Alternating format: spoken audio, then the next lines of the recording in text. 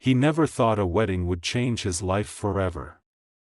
Daniel, a quiet single dad with tired eyes and a heart long close to love, was only there because of a friend's invitation, a friend who insisted he needed a night out. He had no idea that somewhere between the laughter, music, and clinking glasses, a stranger in a white dress would reach out her hand and ask him to dance before he even realized what was happening.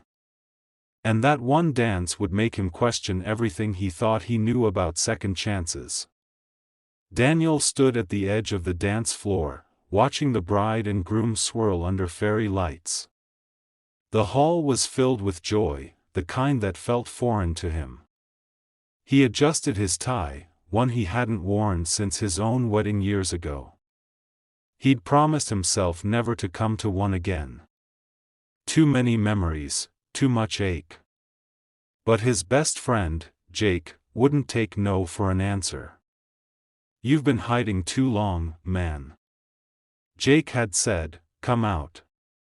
Breathe a little." The world didn't end with her. But Daniel knew better.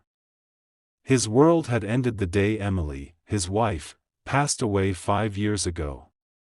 The house had become silent except for his daughter Lily's laughter, the only light that kept him going. He worked long hours as a mechanic, cooked dinner every night, helped with homework, and then sat alone once Lily went to bed, staring at the empty chair across the table. He had made peace with loneliness, or so he thought.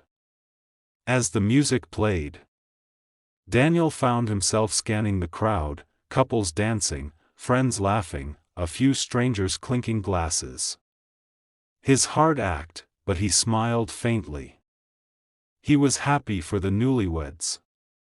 Love, he thought, was something beautiful, just not for him anymore. Then she appeared across the room.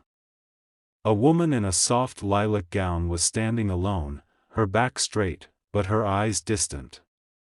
She looked familiar, though he couldn't place her.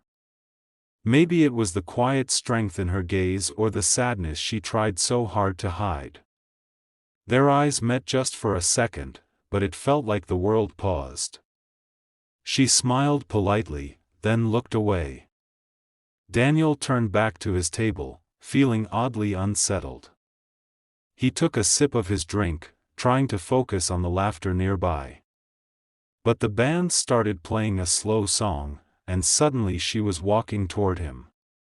He blinked, unsure if she was really approaching him. When she stopped in front of him, he noticed how her hands trembled slightly. "You're not dancing," she said softly. He chuckled awkwardly. "I don't really dance." Her lips curved into a gentle smile. "Neither do I. But maybe tonight we should both try." Before he could reply, she reached out her hand, steady now, and said, "Dance with me before you notice." Something about her words, that quiet urgency, the way her eyes seemed to hold something deeper than a flirt, it disarmed him. Without thinking, Daniel placed his hand in hers. Her touch was warm, grounding, and in that moment, something in him, something long buried, stirred back to life. They moved slowly, awkwardly at first. She guided him, smiling when he stumbled. "Relax," she whispered. "It's not about steps, it's about moments." He looked at her, then really looked. "Her name was Claire," she said.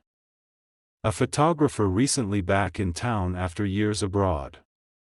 She wasn't part of the wedding either. Just a guest of a friend."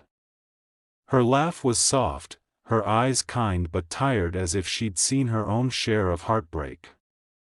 As they danced, they talked about Lily, about her travels, about loss and healing.